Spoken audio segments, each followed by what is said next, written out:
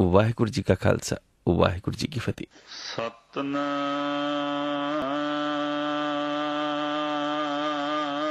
ਸ੍ਰੀ ਵਾਹਿਗੁਰੂ ਸਾਹਿਬ ਜੀ। ਇੱਕ ਓੰਕਾਰ ਸਤਿਗੁਰ ਪ੍ਰਸਾਦਿ। ਰਾਗ ਸੂਹੀ ਛੰਤ ਮਹਲਾ ਪਹਿਲਾ। ਘਰ ਚੌਥਾ। ਜਿਨ ਕੀਆ ਤਿਨ ਦੇਖਿਆ, ਜਗ ਧੰਦੜੈ ਲਾਇਆ।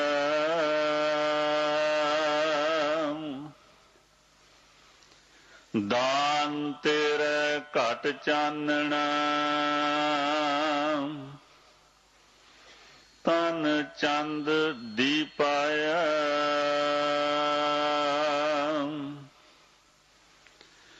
ਜਿਨ ਕੀਆ ਤਿਨ ਦੇਖਿਆ, ਜਗ ਧੰਦੜੈ ਲਾਇਆ।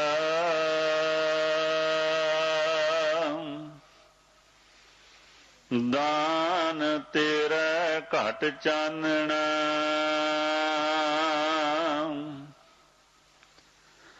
ਤਨ ਚੰਦ ਦੀਪਾਇਆ। ਚੰਦੋ ਦੀਪਾਇਆ ਦਾਨ ਹਰ ਕੈ, ਦੁਖ ਅੰਧੇਰਾ ਉੱਠ ਗਿਆ।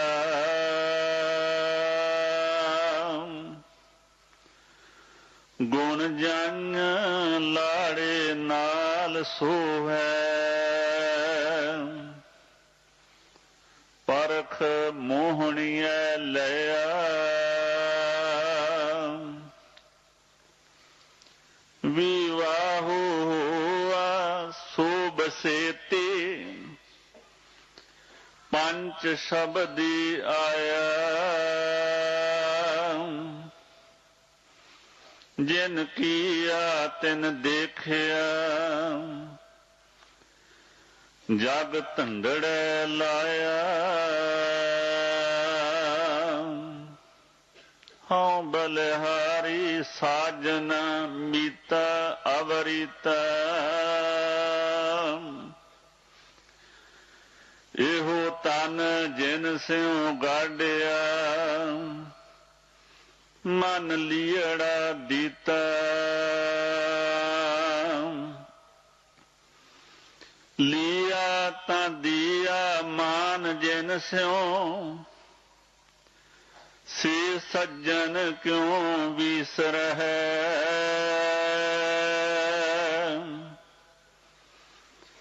ਜਿਨ ਦਿਸ ਆਇਆ ਹੋਏ ਰਲਿਆ।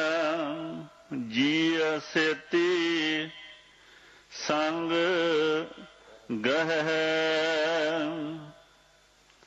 ਸਗਲ ਗੁਣ ਅਵਗੁਣ ਨਾ ਕੋਈ। ਹੋਏ ਨੀਤਾ ਨੀਤਾ,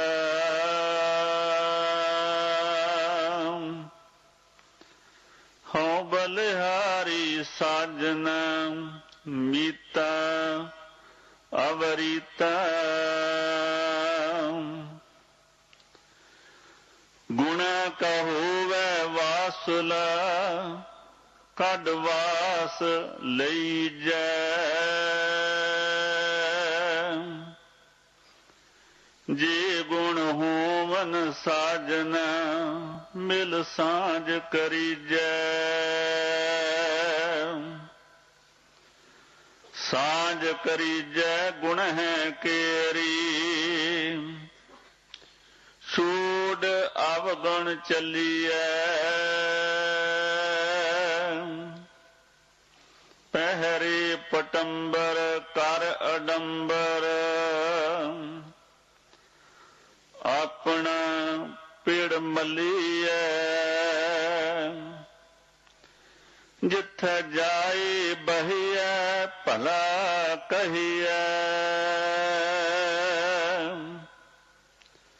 ਝੂਲ ਅੰਮ੍ਰਿਤ ਪੀਜੈ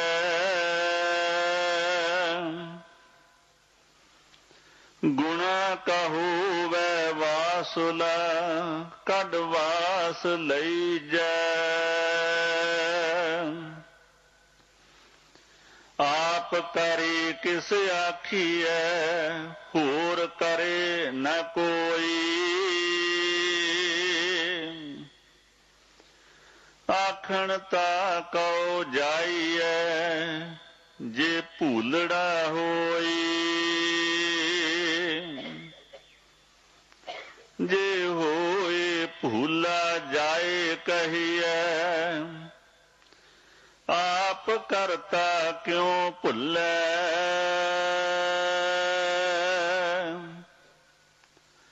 ਸੁਣੇ ਦੇਖੇ ਬਾਜ ਕਹਿਐ ਦਾਨ ਅਣ ਮੰਗਿਆ ਦਿਵੈ ਦਾਨ ਦੇ ਦਾਤਾ ਜਗ ਵਿਧਾਤਾ ਨਾਨਕਾ ਸਚ ਸੋਈ ਆਪ ਕਰੇ ਕਿਸ ਆਖੀਐ ਹੋਰ ਕਰੇ ਨ ਕੋਈ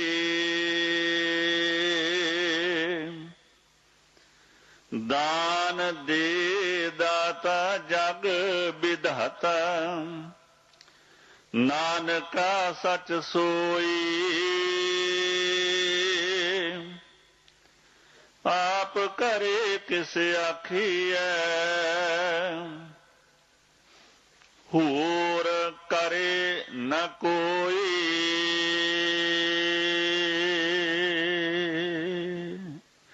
ਵਾਹਿਗੁਰੂ ਜੀ ਕਾ ਖਾਲਸਾ ਵਾਹਿਗੁਰੂ ਜੀ ਕੀ ਫਤਿਹ। ਇੱਕ ਓੰਕਾਰ ਸਤਿਗੁਰ ਪ੍ਰਸਾਦ। ਰਾਗ ਸੂਹੀ ਛੰਤ ਮਹੱਲਾ ਪਹਿਲਾ। ਘਰ ਚੌਥਾ। ਜਿਨ ਕੀਆ ਤਿਨ ਦੇਖਿਆ ਜਗ ਧੰਦੜੈ ਲਾਇਆ। ਦਾਨ ਤੇਰਾ ਘਟ ਚਾਨਣਾ ਤਨ ਚੰਦ ਦੀਪਾਇਆ। ਵਾਹਿਗੁਰੂ ਜੀ ਕਾ ਖਾਲਸਾ ਵਾਹਿਗੁਰੂ ਜੀ ਕੀ ਫਤਿਹ। ਇਸ ਅੱਜ ਦੇ ਪਾਵਨ ਪਵਿੱਤਰ ਮਹਾਂਫਰਮਾਨ ਪਾਤਸ਼ਾਹ ਪ੍ਰਥਮ ਸਤਿਗੁਰੂ ਗੁਰੂ ਨਾਨਕ ਦੇਵ ਮਹਾਰਾਜ ਜੀ ਦੀ ਮੁਬਾਰਕ ਪਵਿੱਤਰ ਬਾਣੀ ਦੇ ਵਿੱਚੋਂ ਅੱਜ ਦੇ ਹੁਕਮਨਾਮਾ ਸਾਹਿਬ ਜੀ ਦੀ ਪਾਵਨ ਬਖਸ਼ਿਸ਼ਣਾ ਹੋਈ। ਰਾਗ ਸੂਹੀ ਹੈ ਛੰਤ ਮਹੱਲਾ ਪਹਿਲਾ ਘਰ ਚੌਥਾ। ਅੱਜ ਦੇ ਹੁਕਮਨਾਮਾ ਸਾਹਿਬ ਜੀ ਦੀ ਵਿਚਾਰ ਵਾਰਤਾ ਕਰਦੇ ਹਾਂ ਸਤਿਗੁਰੂ ਜੀ ਦਾ ਨਾਮ ਲੈ ਕੇ ਆਪ ਜੀ ਤੋਂ ਖਿਮਾ ਔਰ ਇਜਾਜ਼ਤ ਮੰਗ ਕੇ। ਇੱਕ ਓਂਕਾਰ ਸਤਿਗੁਰ ਪ੍ਰਸਾਦ। ਵਾਹਿਗੁਰੂ ਪਰਮਾਤਮਾ ਅੱਲਾਹ ਭਗਵਾਨ ਖੁਦਾ ਰੱਬ ਕੇਵਲ ਇੱਕ ਹੈ, ਪਰ ਉਸ ਦੀ ਪ੍ਰਾਪਤੀ ਸੱਚੇ ਗੁਰੂ ਦੀ ਕਿਰਪਾ ਦੇ ਨਾਲ ਹੈ। ਗੁਰੂ ਦੀ ਕਿਰਪਾ ਦਾ ਜਿਹੜਾ ਪਾਤਰ ਹੋ ਗਿਆ, ਗੁਰੂ ਦੀ ਬਖਸ਼ਿਸ਼ ਸਦਕਾ ਉਸ ਨੂੰ ਪਰਮਾਤਮਾ ਰੱਬ ਅਕਾਲ ਪੁਰਖ ਮਿਲੇਗਾ। ਰਾਗ ਸੂਹੀ ਹੈ ਛੰਤਾਂ ਦੇ ਵਿੱਚ ਅੱਜ ਦੇ ਹੁਕਮਨਾਮਾ ਸਾਹਿਬ ਜੀ ਦੀ ਪਾਵਨ ਬਖਸ਼ਿਸ਼ਣਾ ਹੈ। ਮਹੱਲਾ ਪਹਿਲਾ ਦਾ ਅਰਥ ਹੈ ਪਾਤਸ਼ਾਹ ਪ੍ਰਥਮ ਸਤਿਗੁਰੂ ਗੁਰੂ ਨਾਨਕ ਦੇਵ ਮਹਾਰਾਜ ਜੀ ਦੀ ਮੁਬਾਰਕ ਪਵਿੱਤਰ ਬਾਣੀ।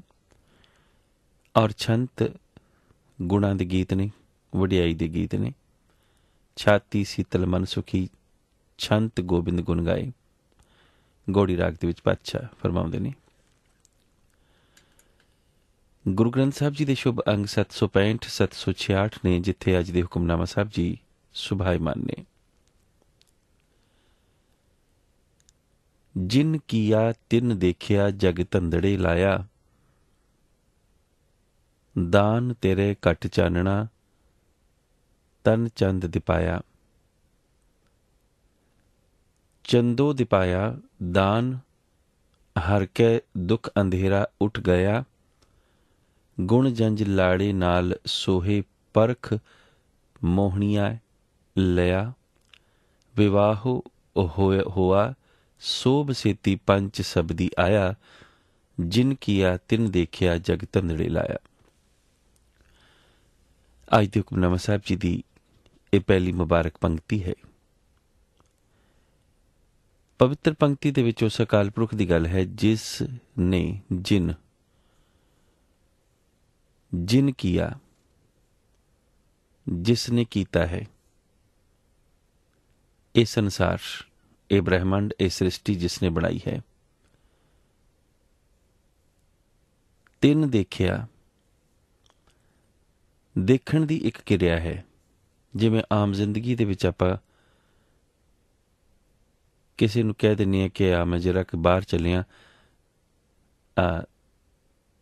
ਚੁੱਲ੍ਹੇ ਤੇ ਚੀਜ਼ ਧਰੀ, ਇਹਨੂੰ ਦੇਖੀ।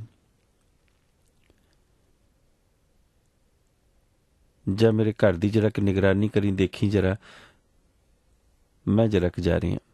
ਕਿਸੇ ਵੀ ਚੀਜ਼ ਨੂੰ ਦੇਖਣ ਦੇ ਲਈ ਮਨੁੱਖ ਜਦੋਂ ਕਹਿ ਜਾਂਦਾ ਹੈ ਤਾਂ ਉਸ ਦਾ ਮਤਲਬ ਇਹੋ ਹੀ ਹੈ ਕਿ ਜਿੰਨੀ ਦੇਰ ਤੱਕ ਮੈਂ ਹੈ ਨਹੀਂ ਉਨੀ ਦੇਰ ਤੱਕ ਤੂੰ ਸੰਭਾਲ ਕਰੀ।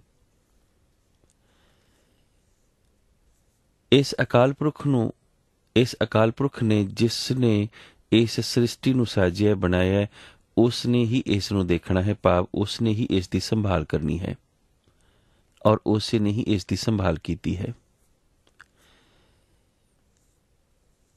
ਜਿਨ ਕੀਆ ਤਿਨ ਦੇਖਿਆ। ਹੁਣ ਜਿਨ ਕੀਆ, ਇਸ ਨੇ ਕੀਤਾ ਕੀ ਹੈ, ਬਣਾਇਆ ਕੀ ਹੈ? ਜਗ। ਜਗ ਦਾ ਮਤਲਬ ਹੈ ਸੰਸਾਰ। ਇਸ ਸੰਸਾਰ ਨੂੰ ਬਣਾ ਕੇ ਫਿਰ ਧੰਦੜੇ ਲਾਇਆ। ਮੈਂ ਆਪ ਜੀ ਦੇ ਚਰਨਾਂ ਵਿੱਚ ਇੱਕ ਬੇਨਤੀ ਕਰਿਆ ਕਰਦਾ ਕਿ ਸੰਸਾਰ ਮਾਇਆ ਦਾ ਜਾਲ ਹੈ, ਲੇਕਿਨ ਇਹ ਮਾਇਆ ਦਾ ਜਾਲ ਵਿਛਾਇਆ ਅਕਾਲ ਪੁਰਖ ਨੇ ਹੈ, परमात्मा ने है। तो स्पष्ट है कि जिस प्रभु ने इस जग नूं, जिस अकाल पुरख ने इस जग नूं बनाया, इसकी उत्पत्ति की है, इस जग की संभाल भी केवल ਉਹੀ कर रहा है, कोई होर कर भी नहीं सकता। और इस जग दे विच जिहड़े लोक माया की दौड़ दे विच भज रहे ने, उन्हां नूं भी उसने ही माया की दौड़ दे पिछे लाया। इसका कोई इस पक्षों गलत मतलब ना ले लवे कि फिर ठीक है, जिवें शराबी कवे ठीक है जे मेरे मुकद्दर च लिखिया सी ते मैं पीती है, चोर कवे ठीक है जद परमात्मा ने मैनूं चोरी दे धंधे ते लाया।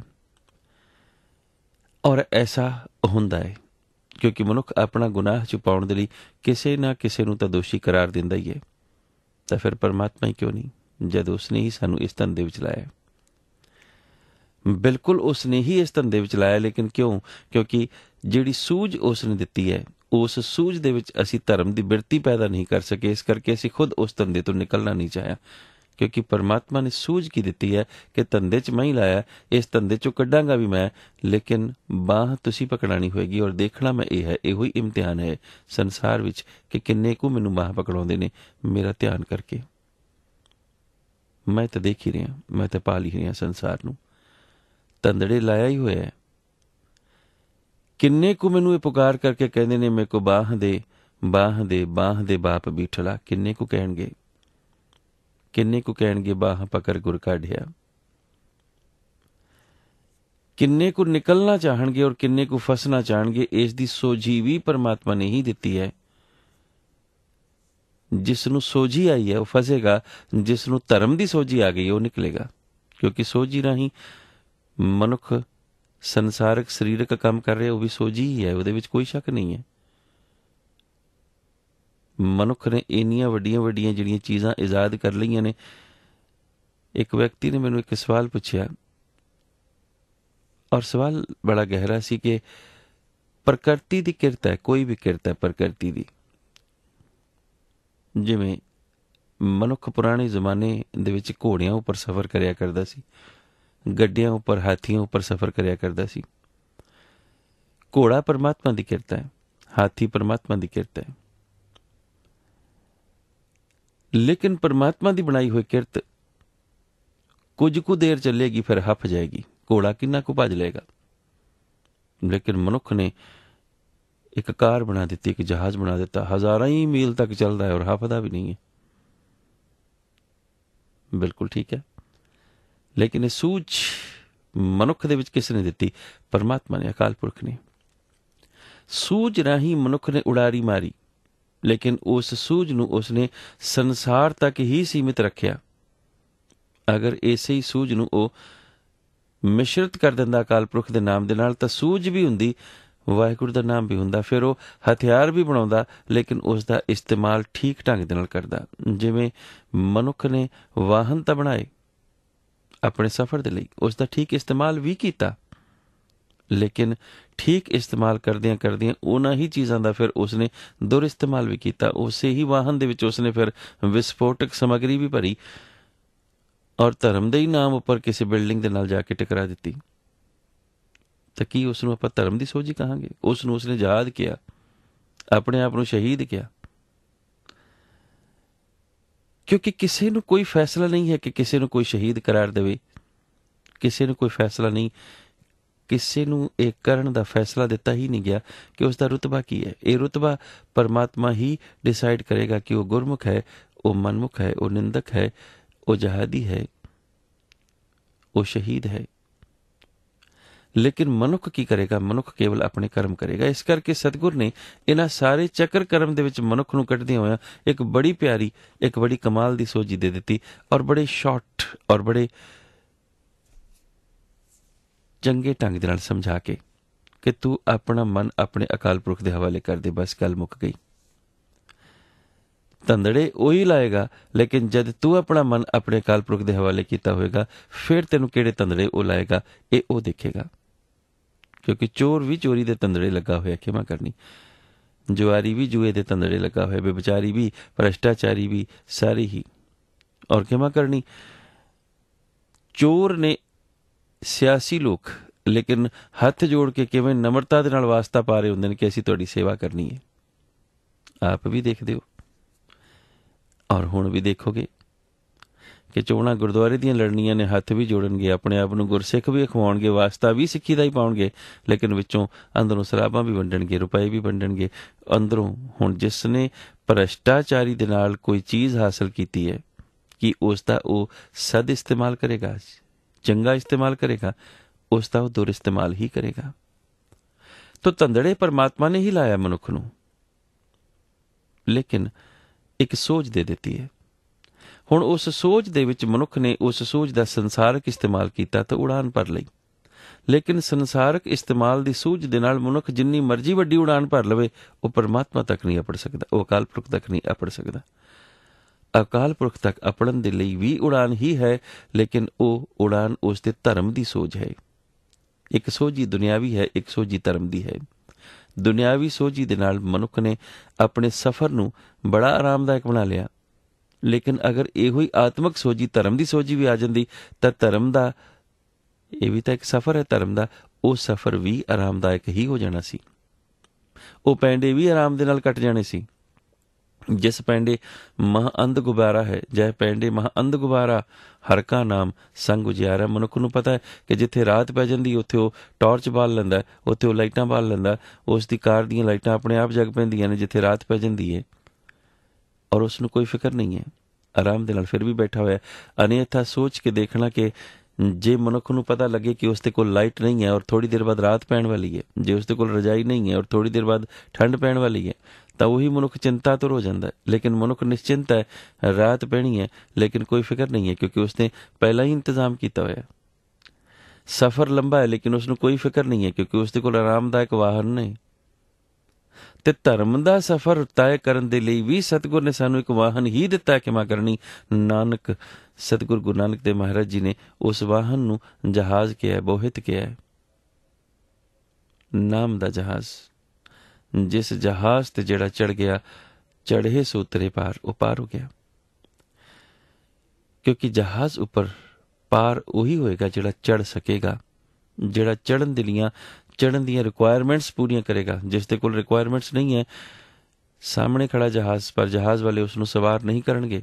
ਆਮ ਜ਼ਿੰਦਗੀ ਦੇ ਵਿੱਚ ਵੀ ਦੇਖ ਲੈਣਾ, ਟਿਕਟ ਨਹੀਂ ਹੈ ਤਾਂ ਜਹਾਜ਼ ਵਿੱਚ ਮੁਸਾਫਰ ਨੂੰ ਨਹੀਂ ਬਿਠਾਇਆ ਜਾਏਗਾ, ਵੈਲਿਡ ਡਾਕੂਮੈਂਟਸ ਨਹੀਂ ਹੈ ਤਾਂ ਜਹਾਜ਼ ਵਿੱਚ ਮੁਸਾਫਰ ਨੂੰ ਨਹੀਂ ਬਿਠਾਇਆ ਜਾਏਗਾ। ਔਰ ਖਿਮਾ ਕਰਨੀ, ਜੇ ਧਰਮ ਦੇ ਵਿੱਚ ਵੈਲਿਡ ਡਾਕੂਮੈਂਟਸ ਨਹੀਂ ਹੈ ਤਾਂ ਨਾਮ ਦਾ ਜਹਾਜ਼ ਕਿਵੇਂ ਚੜ੍ਹਿਆ ਜਾ ਸਕੇਗਾ? ਤਾਂ ਵੈਲਿਡ ਡਾਕੂਮੈਂਟਸ ਨੇ ਗੁਰਸਿੱਖੀ, ਇਸ ਤੋਂ ਵੱਡਾ ਵੈਲਿਡ ਡਾਕੂਮੈਂਟਸ ਹੋਰ ਕੀ ਹੋਏਗਾ ਕਿ ਸਿੱਖ ਦੇ ਕੋਲ ਗੁਰਸਿੱਖੀ ਹੋਵੇ ਔਰ ਨਾਮ ਦੇ ਜਹਾਜ਼ ਉੱਪਰ ਚੜ੍ਹਨ ਤੋਂ ਉਹਨੂੰ ਕੌਣ ਰੋਕ ਸਕੇਗਾ।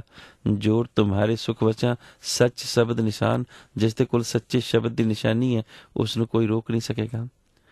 ਕਿਉਂਕਿ ਜਿਸ ਦੇ ਕੋਲ ਵੈਲਿਡ ਡਾਕੂਮੈਂਟਸ ਨੇ, ਪਾਇਲਟ ਦੀ ਕੀ ਮਜਾਲ ਹੈ ਕਿ ਉਸ ਨੂੰ ਰੋਕ ਦੇਵੇ, ਜਾਂ ਜਿਹੜਾ ਟਿਕਟ ਚੈੱਕ ਕਰਨ ਵਾਲਾ ਅੰਦਰ ਜਹਾਜ਼ ਦੇ ਖੜਾ ਉਹਦੀ ਕੀ ਮਜਾਲ ਹੈ ਕਿ ਰੋਕ ਦੇਵੇ, ਜਾਂ ਜਿਸ ਦੇ ਕੋਲ ਵੈਲਿਡ ਪਾਸਪੋਰਟ ਹੈ ਇਮੀਗ੍ਰੇਸ਼ਨ ਅਧਿਕਾਰੀ ਦੀ ਕੀ ਮਜਾਲ ਹੈ ਕਿ ਉਸ ਨੂੰ ਬਾਰਡਰ ਦੇ ਉੱਪਰ ਰੋਕ ਦੇਵੇ। ਜਮ ਦੀ ਕੀ ਮਜਾਲ ਹੈ ਕਿ ਉਹ ਰੋਕ ਦੇਵੇ ਜਿਸ ਦੇ ਕੋਲ ਨਾਮ ਹੈ। ਜਮ ਕੁਛ ਨਹੀਂ ਕਰ ਸਕੇਗਾ। ਇਸੇ ਕਰਕੇ ਸਤਿਗੁਰ ਨੇ ਜਮ ਕੀ ਕਾਟੀ ਫਾਂਸੀ ਦੀ ਬਾਰ-ਬਾਰ ਗੱਲ ਮਨੁੱਖ ਨੂੰ ਸਮਝਾਈ। ਹੁਣ ਸਤਿਗੁਰ ਅਗਲੀ ਗੱਲ ਕਰਦੇ ਨੇ ਦਾਨ ਦੀ। ਦਾਨ ਤੇਰੇ, ਦਾਨ ਦਇਆ ਵਜੋਂ ਦਿੱਤੀ ਹੋਈ ਇੱਕ ਬਖਸ਼ਿਸ਼ ਹੈ। ਤੇ ਮੈਂ ਪਹਿਲਾਂ ਹੀ ਉਦੋਂ ਬੇਨਤੀ ਕੀਤੀ ਸੀ ਜਦੋਂ ਆਪਾਂ ਇੱਕ ਓਂਕਾਰ ਸਤਿਗੁਰ ਪ੍ਰਸਾਦ ਪੜ੍ਹਿਆ ਸੀ ਕਿ ਉਸ ਅਕਾਲ ਪੁਰਖ ਦੇ ਲਈ, ਉਸ ਦੇ ਮਿਲਾਪ ਦੇ ਲਈ ਗੁਰੂ ਦੀ ਕਿਰਪਾ ਦਾ ਪਾਤਰ ਹੋਣਾ, ਸੱਚੇ ਗੁਰੂ ਦਾ ਮਿਲਣਾ ਔਰ ਸੱਚੇ ਗੁਰੂ ਦੀ ਬਖਸ਼ਿਸ਼ ਹੀ ਹੈ। ਸੱਚੇ ਗੁਰੂ ਨੇ ਜਿਹੜਾ ਸਾਨੂੰ ਨਾਮ ਦੇ ਦਿੱਤਾ ਹੈ। ਦਾਨ ਤੇਰੇ ਘਟ ਚਾਨਣਾ, ਘਟ ਸਰੀਰ ਹੈ, ਸਰੀਰ ਦੇ ਅੰਦਰ ਲਾ ਚਾਨਣਾ, ਇਹਨੂੰ ਆਪਾਂ ਪ੍ਰਗਾਸ ਕਹਿੰਦੇ ਹਾਂ। ਕਿਉਂਕਿ ਬਾਹਰ ਜਿੰਨੇ ਮਰਜ਼ੀ ਸੂਰਜ ਚੜ੍ਹ ਜਾਣ, ਬਾਹਰ ਜਿੰਨੇ ਮਰਜ਼ੀ ਚੰਨ ਚੜ੍ਹ ਜਾਣ, ਉਹ ਅੰਦਰ ਰੌਸ਼ਨ ਨਹੀਂ ਕਰ ਸਕਦੇ। ਅੰਦਰਲਾ ਅਗਰ ਰੌਸ਼ਨ ਹੋ ਗਿਆ ਤਾਂ ਬਾਹਰੋਂ ਵੀ ਰਸਤਾ ਮਿਲੇਗਾ। ਜੇ 100 ਚੰਦਾ ਉਗਵੇ ਸੂਰਜ ਚੜੇ ਹਜ਼ਾਰ, ਇਤੇ ਚਾਨਣ ਹੁੰਦੇ ਆ ਗੁਰਬਿਨ ਕੋਰ ਅੰਧਾਰ। ਗੁਰੂ ਤੋਂ ਬਿਨਾਂ ਅੰਦਰਲਾ ਹਨੇਰਾ ਹੈ, ਕਿਉਂਕਿ ਗੁਰੂ ਪ੍ਰਗਾਸ ਕਰੇਗਾ, ਨਾਮ ਦਾ ਪ੍ਰਕਾਸ਼। ਔਰ ਅੰਦਰ ਜਿਹੜਾ ਪ੍ਰਗਾਸ ਹੋਏਗਾ ਉਹ ਮਨੁੱਖ ਨੂੰ ਬਾਹਰਲਾ ਧਰਮ ਦਾ ਰਸਤਾ ਵੀ ਦਿਖਾਏਗਾ, ਲੇਕਿਨ ਬਾਹਰਲਾ ਚੰਨ ਸੂਰਜ ਦਾ ਪ੍ਰਕਾਸ਼ ਮਨੁੱਖ ਦੇ ਅੰਦਰ ਰੌਸ਼ਨੀ ਨਹੀਂ ਕਰ ਸਕੇਗਾ। ਦਾਨ ਤੇਰੇ ਘਟ ਚਾਨਣਾ, ਤਨ ਚੰਦ ਦਿਪਾਇਆ, ਚੰਦੋ ਦਿਪਾਇਆ ਦਾਨ ਹਰ ਕੈ, ਦੁੱਖ ਅੰਧੇਰਾ ਉੱਠ ਗਿਆ। ਹਨੇਰੇ ਦੇ ਅੱਗੇ ਸਤਿਗੁਰਾਂ ਨੇ ਇੱਕ ਸੰਗਿਆ ਲਗਾਈ ਹੈ ਦੁੱਖ, ਕਿਉਂਕਿ ਮਨੁੱਖ ਨੂੰ ਦੁੱਖਾਂ ਦਾ ਹੀ ਹਨੇਰਾ ਸਤਾ ਰਿਹਾ ਹੈ। ਤਾਂ ਦੁੱਖ ਹਨੇਰਾ ਬਣ ਕੇ ਉਨੀ ਦੇਰ ਤੱਕ ਹੀ ਸਤਾ ਸਕੇਗਾ ਜਿੰਨੀ ਦੇਰ ਤੱਕ ਨਾਮ ਦੀ ਰੌਸ਼ਨੀ ਨਹੀਂ ਹੈ। ਹੁਣ ਕਿਵੇਂ ਕਰਨੀ? ਹਨੇਰਾ ਫਿਰ ਵੀ ਹੋਵੇਗਾ, ਲੇਕਿਨ ਨਾਮ ਦੀ ਰੌਸ਼ਨੀ ਦੇ ਨਾਲ ਉਸ ਹਨੇਰੀ ਨੂੰ ਉਹ ਭਜਾ ਦੇਵੇਗਾ। ਔਰ ਇਹ ਪਰੰਪਰਾ ਹੈ ਕਿ ਜਿਵੇਂ ਹੀ ਨਾਮ ਦਾ ਜਾਂ ਜਿਵੇਂ ਹੀ ਰੌਸ਼ਨੀ ਨਹੀਂ ਰਹੇਗੀ, ਅੰਧੇਰਾ ਫਿਰ ਆ ਜਾਏਗਾ। ਆਪ ਕਦੀ ਵੀ ਦੇਖ ਲੈਣਾ, ਇੱਕ ਬੰਦ ਹਨੇਰਾ ਕਮਰਾ ਹੋਵੇ, ਆਪ ਜਿੰਨੀ ਦੇਰ ਤੱਕ ਰੌਸ਼ਨੀ ਜਗਾਈ ਰੱਖਦੇ ਹੋ ਉਨੀ ਦੇਰ ਤੱਕ ਹੀ ਕਮਰੇ ਦੇ ਅੰਦਰ ਚਾਨਣਾ ਹੈ। ਆਪ ਜਿਸ ਵਕਤ ਰੌਸ਼ਨੀ ਨੂੰ ਬੁਝਾ ਦਿੰਦੇ ਹੋ ਉਸੇ ਵਕਤ ਨਾਲ ਹੀ ਹਨੇਰਾ ਹੋ ਜਾਂਦਾ ਹੈ। ਜਾਂ ਹਨੇਰਾ ਹੋਏਗਾ ਜਾਂ ਰੌਸ਼ਨੀ ਹੋਏਗੀ। ਤਾਂ ਜਿੰਨੀ ਦੇਰ ਤੱਕ ਨਾਮ ਦਾ ਪ੍ਰਗਾਸ ਹੈ ਉਨੀ ਦੇਰ ਤੱਕ ਦੁੱਖ ਦਾ ਹਨੇਰਾ ਨਹੀਂ ਹੈ, ਕਲੇਸ਼ ਦਾ ਹਨੇਰਾ ਨਹੀਂ ਹੈ। ਜਿਵੇਂ ਹੀ ਨਾਮ ਵਿਸਰਿਆ ਉਸ ਤਰ੍ਹਾਂ ਹੀ ਦੁੱਖ ਦਾ ਹਨੇਰਾ ਫਿਰ ਅੰਦਰ ਆ ਕੇ ਪ੍ਰਵੇਸ਼ ਕਰ ਜਾਏਗਾ। ਤੋ ਅਕਾਲ ਪੁਰਖ ਪ੍ਰਭੂ ਦੀ ਬਖਸ਼ਿਸ਼ ਔਰ ਉਸ ਦੀ ਬਖਸ਼ਿਸ਼ ਦੇ ਨਾਲ ਹਿਰਦੇ ਦੇ ਵਿੱਚ ਚਾਨਣ ਹੋ ਜਾਣਾ, ਔਰ ਹਿਰਦੇ ਰੂਪੀ ਚਾਨਣ, ਹਿਰਦੇ ਦੇ ਵਿੱਚ ਹੋਏ ਨਾਮ ਰੂਪੀ ਚਾਨਣ ਦੇ ਨਾਲ ਅੰਦਰਲਾ ਚਮਕਣਾ, ਅੰਦਰਲਾ ਲਿਸ਼ਕਣਾ, ਅੰਦਰੋਂ ਜੋਤ ਜਗਣੀ ਔਰ ਅੰਦਰਲਾ ਦੁੱਖ ਦਾ ਹਨੇਰਾ ਦੂਰ ਹੋ ਜਾਣਾ। ਇਹ ਅਕਾਲ ਪੁਰਖ ਦੀ ਬਖਸ਼ਿਸ਼ ਤੋਂ ਬਿਨਾਂ ਸੰਭਵ ਨਹੀਂ ਹੈ। ਸਤਿਗੁਰ ਕਹਿੰਦੇ ਨੇ ਕਿ ਜਿਸ ਨੇ ਇਸ ਜਗ ਨੂੰ ਤੰਦਰੇ 'ਚ ਲਾਇਆ, ਅੰਦਰ ਰੌਸ਼ਨੀ ਵੀ ਉਸ ਦਾ ਨਾਮ ਹੀ ਦੇਵੇਗਾ। ਗੁਣ ਜੰਜ ਲਾੜੇ ਨਾਲ ਸੂਹੈ, ਪਰਖ ਮਹੋਣੀਆਂ ਲਾਇਆ, ਵਿਵਾਹ ਹੋਆ ਸੋਭ ਸੇਤੀ ਪੰਚ ਸਬਦੀ ਆਇਆ। ਗੱਲ ਤਾਂ ਆਪਾਂ ਕਰ ਰਹੇ ਤੰਦੜੇ ਲਾਣ ਦੀ, ਗੱਲ ਤਾਂ ਕਰ ਰਹੇ ਚਾਨਣ ਦੀ, ਪ੍ਰਕਾਸ਼ ਦੀ। ਆ ਜੰਜ ਦਾ ਜ਼ਿਕਰ ਕਿੱਥੋਂ ਆ ਗਿਆ? ਔਰ ਜੰਜ ਕਿਹੜੀ? ਗੁਣਾਂ ਦੀ ਜੰਜ। ਹੁਣ ਗੁਣਾਂ ਦੀ ਜੰਜ ਦੇ ਵਿੱਚ ਲਾੜਾ ਕੌਣ ਹੋਏਗਾ? ਕਿਉਂਕਿ ਜਿਸ ਦੀ ਵੀ ਜੰਜ ਜਾਰੀ ਹੋਵੇਗੀ, ਉਸ ਜੰਜ ਦੇ ਵਿੱਚ ਜੰਜ ਹੀ ਕੌਣ ਸ਼ਾਮਲ ਹੋਣਗੇ? ਉਸ ਦੇ ਆਪਣੇ ਹੀ, ਭਾਵੇਂ ਉਸ ਦੇ ਦੋਸਤ ਹੋਣ, ਭਾਵੇਂ ਉਸ ਦੇ ਮਿੱਤਰ ਹੋਣ, ਭਾਵੇਂ ਉਸ ਦੇ ਰਿਸ਼ਤੇ ਨਾਤੇਦਾਰ ਹੋਣਗੇ ਉਸ ਦੇ ਆਪਣੇ ਹੀ ਸ਼ਾਮਲ, ਜਿਹੜੇ ਉਸ ਦੇ ਵਾਕਫ ਨੇ, ਉਸ ਨੂੰ ਜਾਣਦੇ ਨੇ। ਤੇ ਖਿਮਾ ਕਰਨੀ, ਜਿਹੜਾ ਮਨੁੱਖ ਜਿਹੜੀ ਜੰਜ ਲੈ ਕੇ ਜਾ ਰਿਹਾ ਉਸ ਦੇ ਵਿੱਚ ਉਸ ਦੇ ਵਾਕਫ ਵੀ ਉਸ ਵਰਗੇ ਹੀ ਹੋਣਗੇ, ਉੱਦਾਂ ਦੇ ਹੀ ਜਾਣਗੇ ਨਾ ਜੰਜ ਦੇ ਵਿੱਚ ਜਿਨ੍ਹਾਂ ਦੀ ਉਹ ਜੰਜ ਲੈ ਕੇ ਜਾ ਰਿਹਾ। ਹੁਣ ਇੱਥੇ ਜੰਜ ਗੁਣਾਂ ਦੀ ਹੈ, ਤੇ ਜੰਜ ਗੁਣਾਂ ਦੀ, ਕਿਉਂਕਿ ਜਿਹੜੀ ਜੰਜ ਹੈ, ਜੰਜ ਕੋਈ ਵੀ ਹੋਵੇ, ਜੰਜ ਹੋਏਗੀ ਹੀ ਲਾੜੇ ਦੇ ਨਾਲ। ਅਨਿਅਥਾ 10 15 20 25 30 ਬੰਦੇ ਜਾਂਦੇ ਹੋਣ, ਬੜੇ ਤਿਆਰ ਹੋ ਕੇ ਸੂਟਡ ਬੂਟਡ ਹੋ ਕੇ ਜਾਂਦੇ ਹੋਣ, ਲੇਕਿਨ ਵਿਚਕਾਰ ਦੁਲਹਾ ਨਾ ਹੋਵੇ, ਲਾੜਾ ਨਾ ਹੋਵੇ, ਤਾਂ ਆਪਾਂ ਉਸ ਨੂੰ ਜੰਝ ਨਹੀਂ ਕਹਿ ਸਕਦੇ।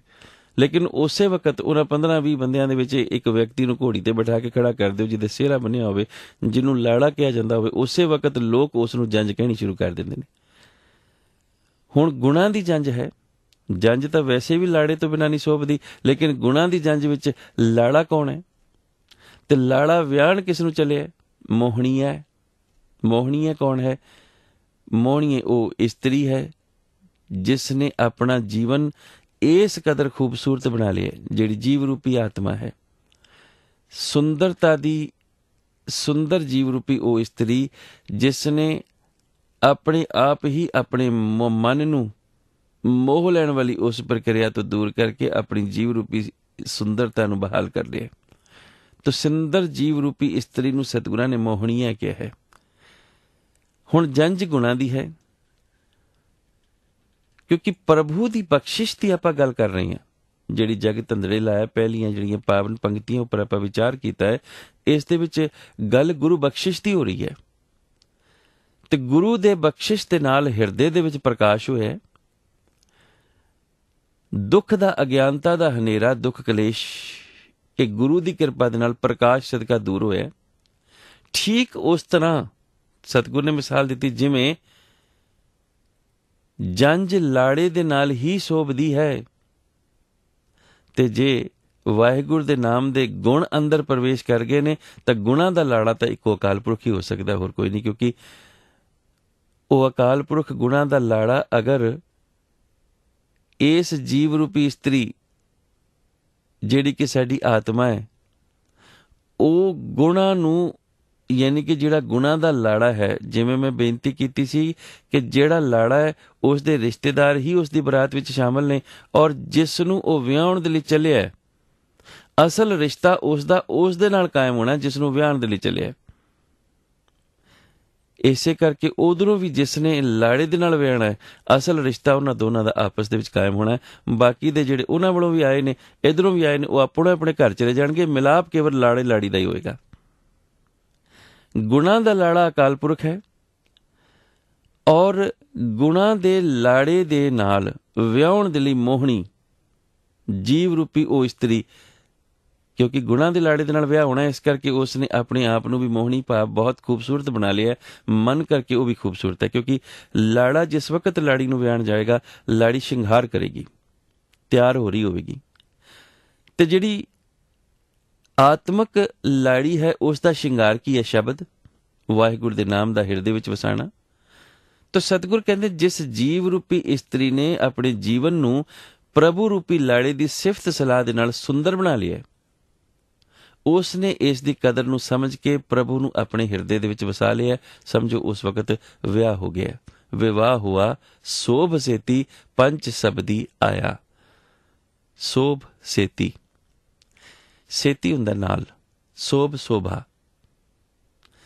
ਇਸਤਰੀ ਪੁਰਖ ਦੇ ਮਿਲਾਪ ਨੂੰ ਵਿਵਾਹ ਕਿਹਾ ਜਾਂਦਾ। ਔਰ ਪੰਜ ਸ਼ਬਦ, ਜਿਸ ਵਕਤ ਲਾੜਾ ਵਿਆਹ ਕਰਾਉਣ ਲਈ ਜਾ ਰਿਹਾ ਹੁੰਦਾ ਨਾ, ਉਸ ਵਕਤ ਵਾਜੇ ਗਾਜੇ ਵੀ ਵੱਜਦੇ ਨੇ।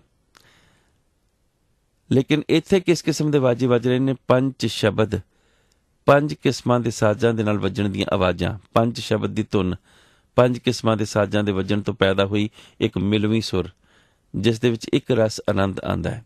ਇੱਥੇ ਸਤਿਗੁਰਾਂ ਨੇ ਸ਼ਬਦ ਪੰਜ ਵਰਤਿਆ ਹੈ। ਔਰ ਇੱਥੇ ਮੈਂ ਆਪ ਜੀ ਦੇ ਚਰਨਾਂ ਵਿੱਚ ਬੇਨਤੀ ਕਰਦਾ ਚੱਲਾਂ ਕਿ ਸ਼ਬਦ ਗੁਰੂ ਗ੍ਰੰਥ ਸਾਹਿਬ ਜੀ ਦੇ ਵਿੱਚ ਭਾਵੇਂ ਪੰਜ ਆਇਆ ਹੋਵੇ, ਭਾਵੇਂ ਪੰਚ ਆਇਆ ਹੋਵੇ, ਉਹਨਾਂ ਦਾ ਮਤਲਬ ਇੱਕੋ ਹੀ ਹੈ। ਕਿਉਂਕਿ ਪੰਜ ਜਿਹੜੇ ਨੇ ਉਹ ਮਿਲ ਕੇ ਪੰਚ ਬਣਦੇ ਨੇ। ਜਿਵੇਂ ਪਾਤਸ਼ਾਹ ਨੇ ਗਾਉੜੀ ਰਾਗ ਦੇ ਵਿੱਚ ਕਿਹਾ, ਏਕ ਬਸਤ ਬਿਨ ਪੰਚ ਦੋਹੇਲੇ ਉਹ ਬਸਤ ਅਗੋਚਰ ਠਾਈ।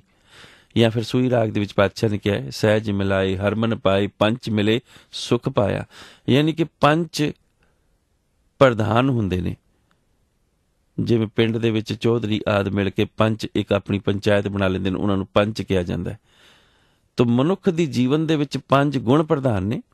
ਸਤਿਗੁਰ ਨੇ ਇਸ ਦਾ ਗੁਰਬਾਣੀ ਦੇ ਵਿੱਚ ਜ਼ਿਕਰ ਵੀ ਕੀਤਾ। ਆਪ ਜੀ ਨੂੰ ਯਾਦ ਹੋਏਗਾ, ਆਪਾਂ ਇੱਕ ਸ਼ਬਦ ਦੇ ਅਰਥ ਵੀ ਕੀਤੇ ਸਨ।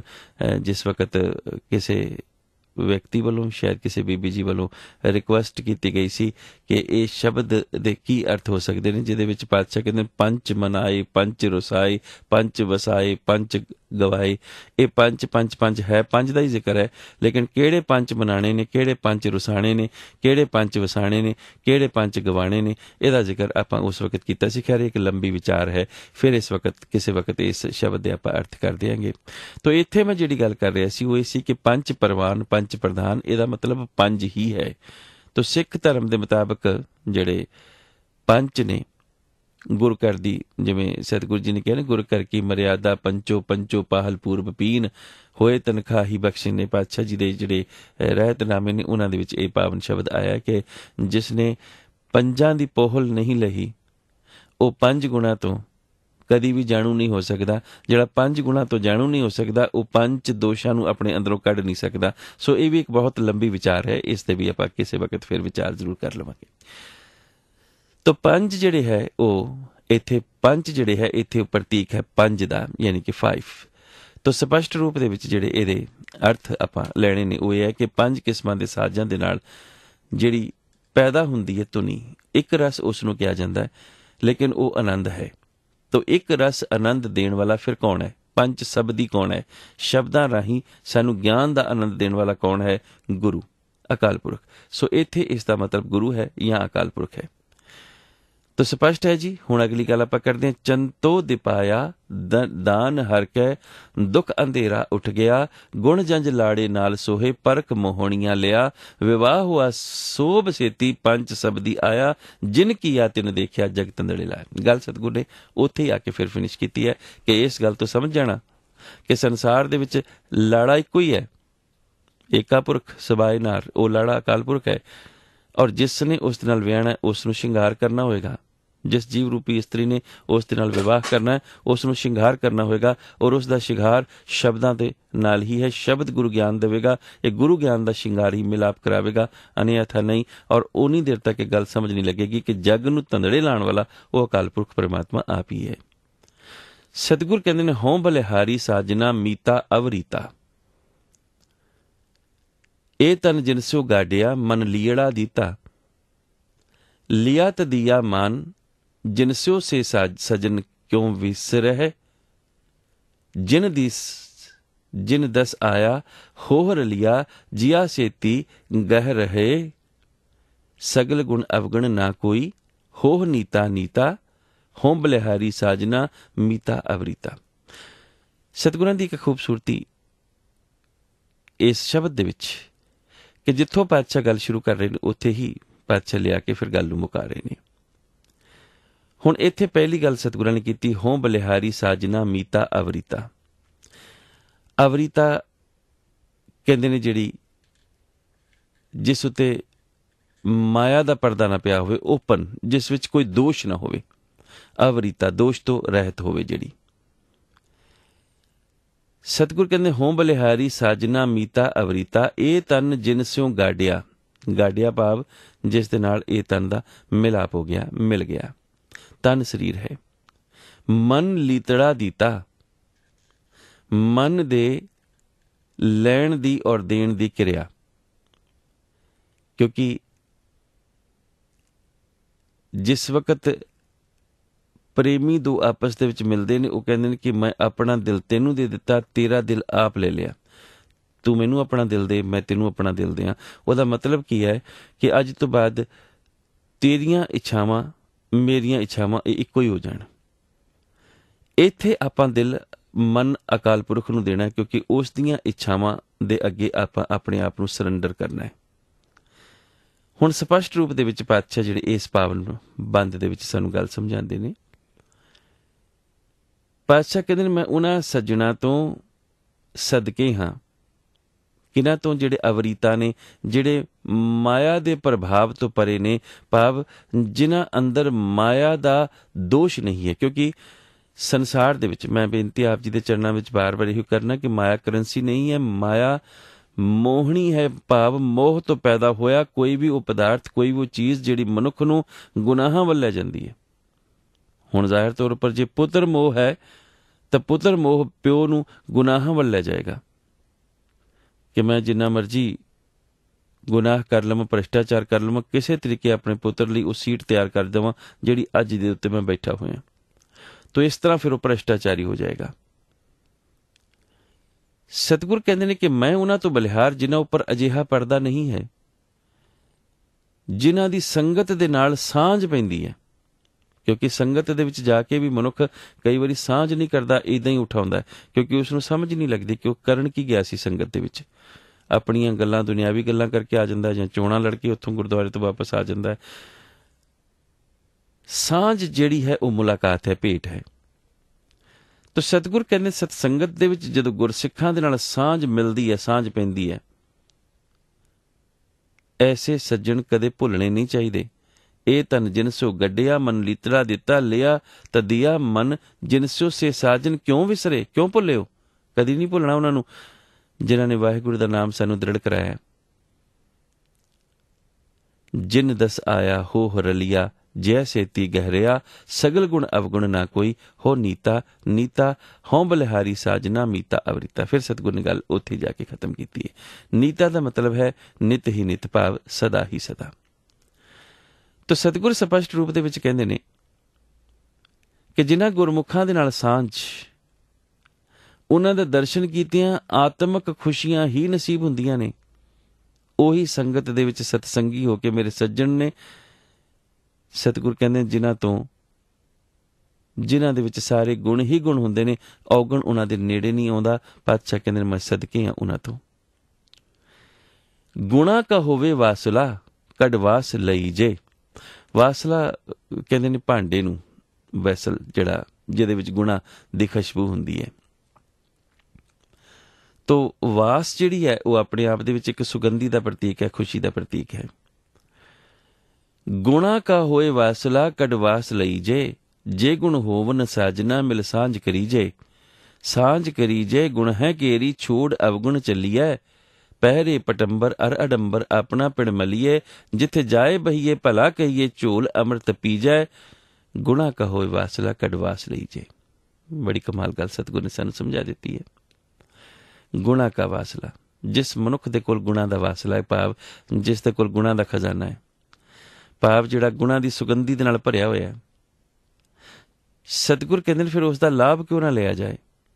ਲੇਕਿਨ ਗੁਣਾ ਦਾ ਅਗਰ ਕੋਈ ਡੱਬਾ ਹੋਵੇ ਤਾਂ ਲਾਭ ਕਦੋਂ ਲਿਆ ਜਾ ਸਕਦਾ ਹੈ? ਕਿਸੇ ਦੇ ਅੰਦਰ ਖੁਸ਼ਬੂ ਹੋਵੇ, ਉਸ ਨੂੰ ਕੱਢਿਆ ਕਿਵੇਂ ਜਾ ਸਕਦਾ ਹੈ? ਕਿਸੇ ਦੇ ਅੰਦਰ ਖਜ਼ਾਨਾ ਪਿਆ ਹੋਵੇ ਡੱਬੇ ਅੰਦਰ, ਉਹਨੂੰ ਕੱਢਿਆ ਕਿਵੇਂ ਜਾ ਸਕਦਾ ਹੈ? ਜਦੋਂ ਉਸ ਨੂੰ ਖੋਲ੍ਹਿਆ ਜਾਵੇ। ਤਾਂ ਖੋਲ੍ਹੇ ਬਿਨਾਂ ਉਹ ਖਜ਼ਾਨਾ ਨਹੀਂ ਨਸੀਬ ਹੋਵੇਗਾ। ਗੁਰਮੁਖਾਂ ਦੀ ਸੰਗਤ ਹੀ ਗੁਣਾਂ ਦਾ ਖਜ਼ਾਨਾ ਹੈ, ਗੁਣਾਂ ਦਾ ਡੱਬਾ ਹੈ। ਤੇ ਜੇ ਕਿਸੇ ਨੂੰ ਇਹ ਮਿਲ ਜਾਵੇ, ਔਰ ਮਿਲ ਜਾਵੇ, ਮਿਲਣ ਤੋਂ ਬਾਅਦ ਇਸ ਨੂੰ ਖੋਲ੍ਹਣ ਦੀ ਵੀ ਜਾਚ ਆ ਜਾਵੇ। ਕਿਉਂਕਿ ਖਿਮਾ ਕਰਨੀ ਮਿਸਾਲ ਦੇਣ ਲਈ ਗੱਲ ਕਰ ਰਹੇ ਹਾਂ, ਆਪ ਇਸ ਦਾ ਬੁਰਾ ਨਾ ਮੰਨਣਾ ਕਿ ਸਤਿਗੁਰੂ ਗੁਰੂ ਗ੍ਰੰਥ ਸਾਹਿਬ ਜੀ ਸਾਡੇ ਸਾਹਮਣੇ, ਅਸੀਂ ਉਹਨਾਂ ਦੇ ਅੰਗ ਲੱਗੇ ਹੋਈਏ, ਅਸੀਂ ਉਹਨਾਂ ਦੀ ਤਾਬ 'ਚ ਬੈਠੇ ਹੋਈਏ। ਗੁਰੂ ਗ੍ਰੰਥ ਸਾਹਿਬ ਜੀ ਪ੍ਰਕਾਸ਼ ਹੋਣ, ਖੁੱਲ੍ਹੇ ਹੋਣ, ਬਾਣੀ ਪੜ੍ਹੀ ਜਾ ਰਹੀ ਹੋਵੇ, ਬਾਣੀ ਸੁਣੀ ਜਾ ਰਹੀ ਹੋਵੇ, ਲੇਕਿਨ ਸਮਝੀ ਨਾ ਜਾ ਰਹੀ ਹੋਵੇ। ਕਈ ਲੋਕ ਕਹਿੰਦੇ ਜੀ ਸਮਝ ਨਹੀਂ ਲੱਗਦੀ। ਇਸ ਦਾ ਮਤਲਬ ਕੀ ਹੈ ਕਿ ਜਿੰਨੀ ਦੇਰ ਤੱਕ ਉਸ ਨੂੰ ਖੋਲਾਂਗੇ ਨਹੀਂ, ਉਸ ਡੱਬੇ ਨੂੰ, ਉਨੀ ਦੇਰ ਤੱਕ ਉਹ ਗੁਜ਼ਾਰਨਾ ਹਾਸਲ ਨਹੀਂ ਹੋਏਗਾ। ਤਾਂ ਖੋਲ੍ਹਣਾ, ਵਿਚਾਰਾਂ ਦੀ ਖੋਲ੍ਹਣਾ, ਵਿਚਾਰਾਂ ਦੀ ਸਾਂਝ। ਜਿਵੇਂ ਆਮ ਜ਼ਿੰਦਗੀ ਦੇ ਵਿੱਚ ਵੀ ਆਪਾਂ ਕਹਿ ਲੈਂਦੇ ਹਾਂ ਜੀ, ਬੜੇ ਚੰਗੇ ਤਰੀਕੇ ਦੇ ਨਾਲ ਇਸ ਸ਼ਬਦ ਨੂੰ ਖੋਲ੍ਹਿਆ ਗਿਆ, ਭਾਵ ਵਿਚਾਰ ਕੀਤੀ ਗਈ। ਤਾਂ ਜਿੰਨੀ ਦੇਰ ਤੱਕ ਖੁੱਲ੍ਹੇਗੀ ਨਹੀਂ ਚੀਜ਼, ਉਨੀ ਦੇਰ ਤੱਕ ਸੁਗੰਧੀ ਬਾਹਰ ਨਹੀਂ ਆਏਗੀ, ਖਜ਼ਾਨਾ ਬਾਹਰ ਨਹੀਂ ਆਏਗਾ। ਸਾਡੇ ਕੋਲ ਗੁਣਾਂ ਦਾ ਖਜ਼ਾਨਾ ਹੈ। ਇੱਕ ਅਲਮਾਰੀ ਦੇ ਵਿੱਚ ਖਜ਼ਾਨਾ ਪਿਆ ਹੋਵੇ, ਅਲਮਾਰੀ ਬੰਦ ਹੋਵੇ, ਚਾਬੀ ਨਾ ਹੋਵੇ ਕੋਲ, ਤਾਂ ਬੰਦ ਅਲਮਾਰੀ ਦੇ ਵਿੱਚ ਪਿਆ ਹੋਇਆ ਖਜ਼ਾਨਾ ਆਪਣੀ ਕੀਮਤ ਨਹੀਂ ਘਟਾਉਂਦਾ, ਪਰ ਮਨੁੱਖ ਉਸ ਦੀ ਕੀਮਤ ਦਾ ਲਾਭ ਨਹੀਂ ਲੈ ਸਕਦਾ, ਕਿਉਂਕਿ ਉਸ ਨੂੰ ਉਹ ਬਾਹਰ ਕੱਢ ਹੀ ਨਹੀਂ ਸਕਦਾ। ਬਾਹਰ ਕੱਢਾਂਗੇ ਤਾਂ ਲਾਭ ਮਿਲੇਗਾ ਨਾ। ਜਿੰਨੀ ਦੇਰ ਤੱਕ ਨਹੀਂ ਖੁੱਲੇਗੀ ਉਹ ਅਲਮਾਰੀ, ਉਨੀ ਦੇਰ ਤੱਕ ਬਾਹਰ ਨਹੀਂ ਕੱਢਿਆ ਜਾਏਗਾ। ਤਾਂ ਖੋਲ੍ਹਣਾ ਵਿਚਾਰ ਹੈ ਗੁਰਮਤਿ ਦੇ ਵਿੱਚ। ਤਾਂ ਜਿੰਨੀ ਦੇਰ ਤੱਕ ਸ਼ਬਦ ਦੀ ਖੁੱਲ੍ਹ ਕੇ ਆਪਾਂ ਵਿਚਾਰ ਨਹੀਂ ਕਰਾਂਗੇ, ਤੇ ਸਤਿਗੁਰ ਕਹਿੰਦੇ ਜੇ ਐਸਾ ਚਾਹੁੰਦਾ ਕਿ ਤੇਰੇ ਅੰਦਰ ਵੀ ਐਸੇ ਗੁਣ ਪੈਦਾ ਹੋਣ ਤਾਂ ਖੋਲ ਉਸ ਨੂੰ। ਗੁਰਮੁਖਾਂ ਦੇ ਨਾਲ ਜਾ ਕੇ ਮਿਲ, ਗੁਣਾਂ ਦੀ ਸਾਂਝ ਕਰਨੀ ਗੁਰਮੁਖਾਂ ਦੇ ਨਾਲ। ਸਹੀ ਪਿਆਰੇ ਮੇਲ ਜਿਨ੍ਹਾਂ ਮਿਲਿਆ ਤੇਰਾ ਨਾਮ ਚਿਤਾਵੇ, ਇਹੋ ਆਪਾਂ ਅਰਦਾਸ ਕਰਦੇ ਹਾਂ। ਸਤਿਗੁਰ ਕਹਿੰਦੇ ਇਸ ਤਰ੍ਹਾਂ ਫਿਰ ਔਗਣ ਆਪਣੇ ਆਪ ਤਜੇ ਜਾਣਗੇ। ਤੇ ਗੁਣਾਂ ਦੇ ਰਾਹ ਦੇ ਉੱਤੇ ਜਦੋਂ ਮਨੁੱਖ ਤੁਰੇਗਾ ਤਾਂ ਗੁਰਸਿੱਖ ਹੈ। ਗੁਰਸਿੱਖ ਫਿਰ ਕਿੰਤੂ ਪਰੰਤੂ ਨਹੀਂ ਕਰਦਾ, ਸਵਾਲ ਨਹੀਂ ਕਰਦਾ, ਨਿੰਦਾ ਨਹੀਂ ਕਰਦਾ, ਭ੍ਰਿਸ਼ਟਾਚਾਰੀ ਕੁਛ ਵੀ ਨਹੀਂ ਉਹਦੇ 'ਚ। ਸਤਿਗੁਰ ਕਹਿੰਦੇ ਐਸਾ ਕਦੋਂ ਹੋਏਗਾ? ਆਪ ਕਰੇ ਕਿਸ ਆਖੀਏ, ਹੋਰ ਕਰੇ ਨਾ ਕੋਏ, ਆਖਣ ਤਾਂ ਕੋ ਜਾਈਏ। ਜੇ ਭੂਲੜਾ ਹੋਈ जे होए भूला जाए कहिए आप करता क्यों भूले। सुने देखे बाज कहिए दान अण मंगिया देवै। दान दे दाता जग विदाता नानक सच सोई। आप करे किस आखिए होर करे ना कोई। सतगुरु कहते वो आप ही करेगा। ਉਹ ਸਿਰਜਣਹਾਰ ਸਦਾ ਹੀ ਆਪ ਹੀ ਕਰਨ ਵਾਲਾ, ਕਿਉਂਕਿ ਉਸਨੇ ਆਪ ਹੀ ਤਾਂ ਸੰਸਾਰ ਬਣਾਇਆ। ਇਸ ਕਰਕੇ ਸਭ ਕੁਝ ਆਪ ਹੀ ਕਰਦਾ ਹੈ। ਜੋ ਉਹ ਕਰਦਾ ਉਹ ਪ੍ਰਵਾਨ ਹੋਵੇ। ਇਸ ਕਰਕੇ ਮੈਂ ਆਪਣੇ ਆਪ ਨੂੰ ਉਸ ਦੇ ਅੱਗੇ ਉਸ ਦੇ ਹਵਾਲੇ ਕਿਉਂ ਨਾ ਕਰ ਦਿਆਂ। ਸਤਿਗੁਰ ਕਹਿੰਦੇ ਕਿਸੇ ਹੋਰ ਦੇ ਪਾਸ ਜਾ ਕੇ ਕੋਈ ਗਿਲਾ ਨਹੀਂ ਕੀਤਾ ਜਾ ਸਕਦਾ। ਕਰਨ ਵਾਲਾ ਇੱਕ ਅਕਾਲ ਪੁਰਖ ਹੀ ਹੈ। बहुत बहुत आप जी का धन्यवाद, बहुत बहुत आप जी का शुक्राना। आप सुन रहे हो इस वक्त चढ़दी कला का प्रोग्राम अपने दास गुरदीप सिंह दे नाल। अज दे इतिहासक दिहाड़े भी फरोल लीए जी। अज अगस्त महीने की 10 तरीक है और अज दे इतिहासक दिहाड़ियां दे विच जिहड़ा सब तो महत्वपूर्ण दिहाड़ा है, जिहड़ा सब तो महत्वपूर्ण दिहाड़ा है वो है कि अज दे दिन भाई हरजिंदर सिंह जी जिंदा ਅਤੇ ਭਾਈ ਸੁਖਦੇਵ ਸਿੰਘ ਜੀ ਸੁੱਖਾ ਹੋਣਾ ਨੇ ਦੋਨਾਂ ਨੇ ਮਿਲ ਕੇ ਜੂਨ 1984 ਦੇ ਸਮੇਂ ਦੇ ਦੌਰਾਨ ਸ੍ਰੀ ਅਕਾਲ ਤਖ਼ਤ ਸਾਹਿਬ ਅਤੇ ਸ੍ਰੀ ਦਰਬਾਰ ਸਾਹਿਬ ਵਿਖੇ ਹਮਲਾ ਕਰਨ ਵਾਲੇ ਭਾਰਤੀ ਫੌਜਾਂ ਦੇ ਉਸ ਵਕਤ ਦੇ ਫੌਜ ਮੁਖੀ ਫੌਜੀ ਜਨਰਲ ਵੈਦਿਆ ਨੂੰ ਉਸ ਦੇ ਜ਼ੁਲਮਾਂ ਦੀ ਖਾਲਸਾਈ ਰਵਾਇਤ ਦੇ ਮੁਤਾਬਕ ਸਜ਼ਾ ਦਿੱਤੀ ਸੀ। ਇਸ ਕਤਲ ਕੇਸ ਦੇ ਵਿੱਚ 5 ਸਿੱਖਾਂ ਨੂੰ ਨਾਮਜ਼ਦ ਕੀਤਾ ਗਿਆ ਸੀ, ਜਿਨ੍ਹਾਂ ਦੇ ਵਿੱਚ ਦਲਜੀਤ ਸਿੰਘ ਜੀ ਬਿੱਟੂ ਲੁਧਿਆਣਾ ਤੋਂ, ਸੁਖਵਿੰਦਰ ਸਿੰਘ ਜੀ, ਹਰਜਿੰਦਰ ਸਿੰਘ ਜੀ ਜਿੰਦਾ, ਸੁਖਦੇਵ ਸਿੰਘ ਜੀ ਸੁੱਖਾ, ਇਹਨਾਂ ਦੇ ਨਾਮ ਪ੍ਰਮੁੱਖ ਸਨ। ਲੇਕਿਨ ਫਾਂਸੀ ਦੀ ਸਜ਼ਾ ਜਿਹੜੀ ਹੈ ਉਹ 2 ਹੀ ਗੁਰਸਿੱਖਾਂ ਨੂੰ ਸੁਣਾਈ ਗਈ।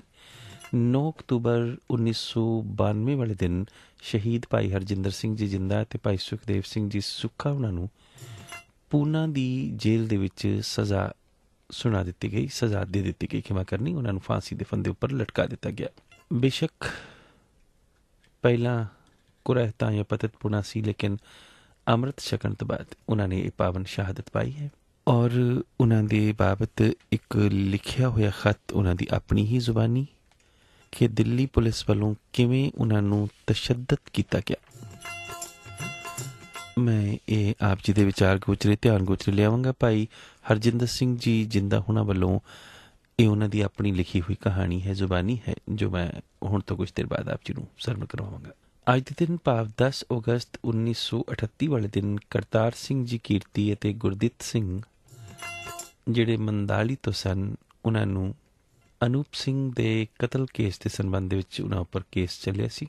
ਅੱਜ ਦੇ ਦਿਨ ਭਾਵ 10 ਅਗਸਤ 1992 ਵਾਲੇ ਦਿਨ ਪੰਜਾਬ ਪੁਲਿਸ ਦੇ ਉਹਨਾਂ ਪੁਲਿਸੀਆਂ ਜਿਨ੍ਹਾਂ ਨੇ ਸਿੱਖਾਂ ਨੂੰ ਝੂਠੇ ਪੁਲਿਸ ਮੁਕਾਬਲਿਆਂ ਦੇ ਵਿੱਚ ਸ਼ਹੀਦ ਕੀਤੇ ਜਾਣ ਦੀ ਜ਼ਰੂਰਤ ਕੀਤੀ ਸੀ, ਉਹਨਾਂ ਦੇ ਰਿਸ਼ਤੇਦਾਰਾਂ ਨੂੰ ਕਤਲ ਕੀਤੇ ਜਾਣ ਦਾ ਸਿਲਸਿਲਾ ਸ਼ੁਰੂ ਹੋਇਆ ਸੀ।